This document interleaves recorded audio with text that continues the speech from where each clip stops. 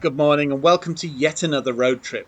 This time the GWM Ora Funky Cat, or should I be calling it the 03, as it's just been renamed in the UK. Now we're heading to North Yorkshire to see the Volkswagen ID Buzz. The thing is, this is the perfect opportunity to show us what the Funky Cat's all about. It's an EV, it's got a decent range, and it's got a price tag of around 30 grand. This is one little EV that may well shake up the market. Now, if you are enjoying our road trip, why not check out our full review? I'll leave a link at the end. Welcome aboard the Ora Funky Cat. We've got a 48 kilowatt hour battery and an electric motor, and it develops around 170 brake horsepower. So it's about 30 grand. It seems to be, well, up there with, say, 50 grand tech. This is just a first edition. There are more variants coming with bigger batteries. I know, but what an offering for the first time in the UK. It does tick a lot of boxes, as you'd say, doesn't it? Yeah. It holds the road really well, doesn't it? Yeah, it's what you might call planted, but that's due to its weight, isn't it? I think it's about 1.5 tonnes or 1,500 kilos, which is quite a bit for a small family car, but it comes with the territory. When you get that, you get excellent handling. The one thing you might notice is the steering is a little light, but that depends on what you've been driving.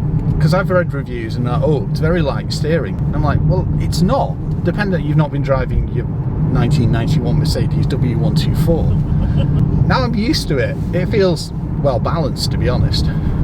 It's nice and direct, and I get great feedback. We can just glide around these corners, and that's it. Heading to North Yorkshire is going to give us the opportunity to see what you get with the Funky Cat. Sorry, I've just got a big grin on my face. Now, electric vehicle. Luckily, it's not as cold as it was last night because it was brassic. Thing is, it didn't really affect the range as much as I thought it would. I used about 5 miles to go to Carnforth, and it's 4, and I had the heaters on all the way. So normally you see a drop of about 30 straight off the bat. Well, it's interesting with this car, isn't it? It's one of the first we've seen where it doesn't drop 20 to 30 miles when you put the fans on. Exactly. So you actually get what it classes as a real range. I think it claims around 200, but because it's cold, you're going to lose 30 or 40 anyway. And that's it with that wind chill it's been taking. It's like -5 levels, isn't it? Yeah. It's so much fun. It's premium throughout, isn't it, Annabelle? I mean, the construction, there's no squeaks, there's no rattles, there's no bangs. It's just, well, a refined drive. Making it a smooth ride. Well, it's won awards in Germany. What does that tell you? Ah. Mind you, the design language does remind me of retro German. Drivetrain, well, 1 speed, very easy to operate, rotary dial down here, and 2-pedal system. Now, one thing that is missing is any way to actually change the regen level. So there's no paddles button. Instead, you've got the driving modes. But it seems to do it adaptively anyway. So if you're coming up to things, it seems to detect it. Like now, it seems to think, actually, it's a good time to regen. And you can see the green bar and the cluster going up. Well, it's quite an intuitive system then, isn't it? It is. Decent visibility throughout as well. No, it's very easy to drive. You can just literally get in it and go. Whereas some vehicles, you have to look around and think, what am I doing? Decent visibility throughout as well. No blind spots to speak of either. But you've got blind spot detection, and it will detect if you're opening the door and there's a car coming behind it. It'll start beeping, so it means that you're not going to get squished. Safety wise, this is tech loaded, isn't it? Mm-hmm. You've got collision mitigation, you've got points where it'll take over the steering if it thinks something's afoot. And I forgot, the road is closed. Wow. 4-way traffic lights. Thing is, in an electric car, it's not going to affect your range. We can just sit here and we know we're not guzzling petrol. Mind you, saying that, I don't want to be parked on a blind hill, which we are. Yay, it's creeping. Yay. Woohoo! I'll just put the fans on for a little bit. Let's see how quickly it clears. Rapid. Very rapid. So we set off with 150 miles. And we've used 1. And it's far better than you give it credit for. I mean, granted, it is 7 degrees, so you'll keep your range far longer anyway. You can hear that sci-fi noise. That ramps up when you're going slower speeds. And yes, electronic handbrake, but you've got hill start assist. So let's go into a little more depth with the safety. So you've got AEB, you've got collision mitigation, you've got adaptive cruise control for your convenience, and with stop go and all types of things. It's pretty damn advanced. The cluster's lovely. It's what you might call straightforward.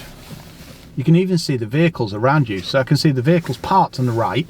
I can see that I've got this van in front of me, and then it'll also show vehicles coming towards us as well. So it's permanently aware. I've got two little haptic buttons on the steering wheel. If I press this one, the camera.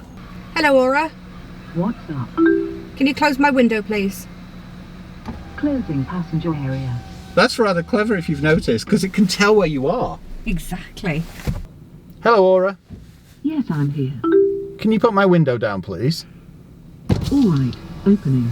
Thank you. Alexa. Hello, Ora. Can you close the window, please? Driver area. Oh, we're in sport before. Ah. Now, if you floor it in the rain, yes, it will wheel spin. Also, if you catch it off guard, it can do a little bit of a wheel spin in the drive. Wow, he had some bass lines, didn't he? Right, I'm going to activate auto, because I'm assuming that will be the most efficient. So you do have to put your foot down a little more. In sport, it's way more responsive. It's great because it means you can get out of trouble if you need to, put out of junctions easily. Well, that's why I think auto is the best suited, isn't it? Because it gives you enough power, but it also gives you efficiency too. I've only used 3 miles. What is it, 6? Yeah. Tyre noise. You will get a bit if you get a rough bit of motorway, but if you get somewhere nice, it's rather quiet. But bear in mind, you've got 18-inch wheels anyway, so that usually ramps up the sound. But it is very refined in here, isn't it? It is. Also, you've got like a mid-range tyre, so it's not too low profile. So that also helps. There's acceleration. Wow, that is nippy. It can move. Yeah. Impressive so far. So we're going to be doing a journey of around, what is it? 50 odd miles? Yeah, something like that. Might even be a touch further. So, what was the range when we started? 150. Wow. That is very impressive.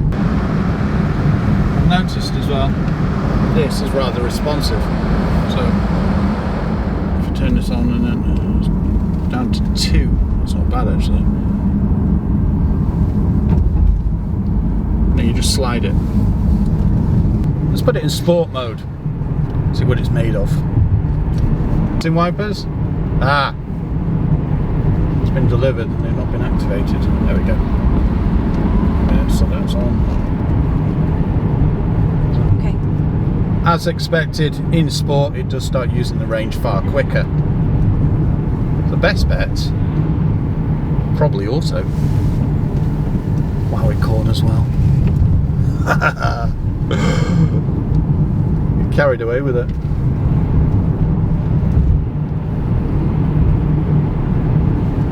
It is more sporty than I realised, to be honest. Are we still in sport or are we in auto now? No, we're in sport. You can feel the difference as well through the pedal. If I blip the throttle, it just goes. You can feel the lane keep assist. You certainly keep a hand on it. The thing is, it's not too overzealous either, so that's great. Let's put it in eco for a bit. You can certainly feel the power lessen. What I'm trying to work out is if the regen changes in various modes. So eco tends to coast. You can still feel quite a strong regen.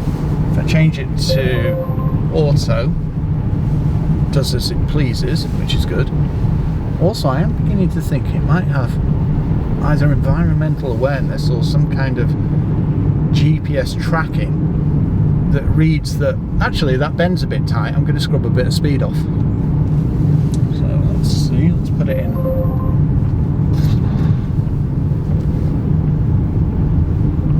Yeah, go as far as to say the regen's adaptive, and I don't think it matters which mode you're in,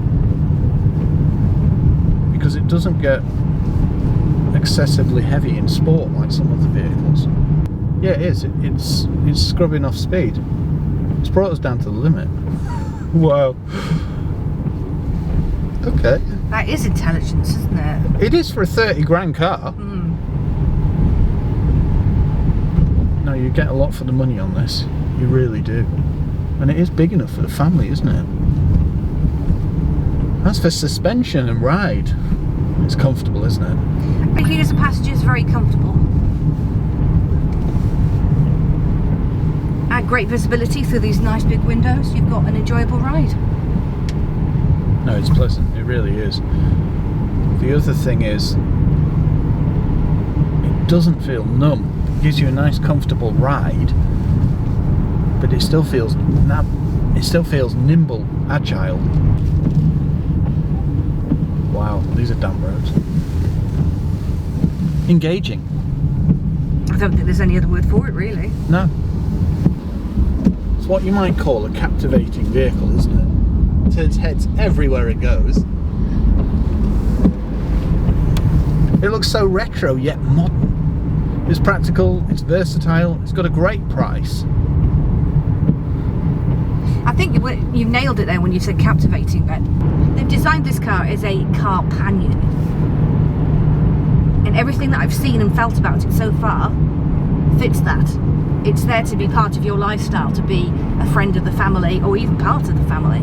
Well, they've even mentioned that some of its design language makes it look like an animal, so you bond with it. Well, we're going to love it anyway because it's called a cat, isn't Well, it? exactly. Funky cat.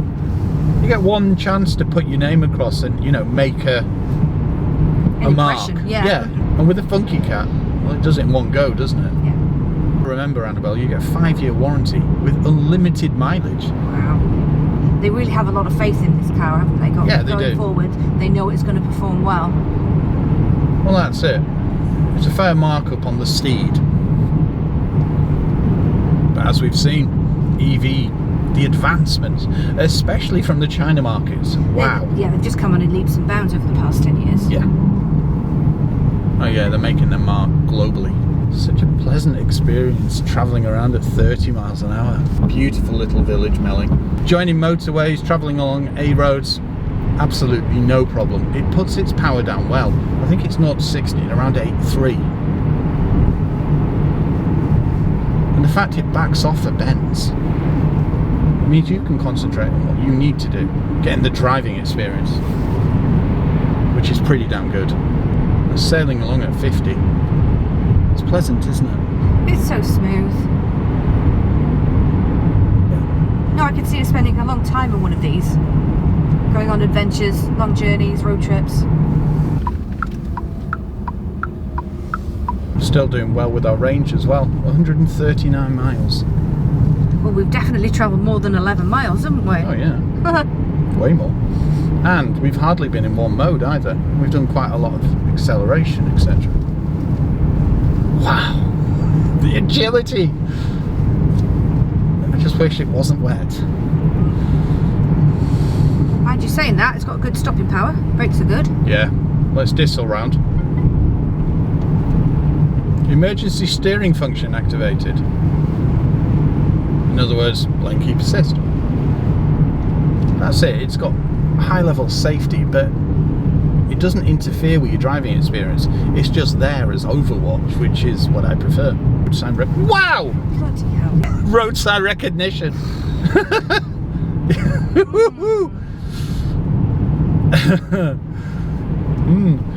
It's all well and good Q2 taking- going for it there. Yeah, it's all well and good taking the racing lines as long as there's nothing coming. Yeah, that's the thing about this road, isn't it?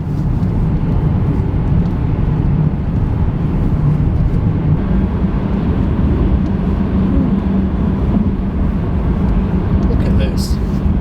Fantastic.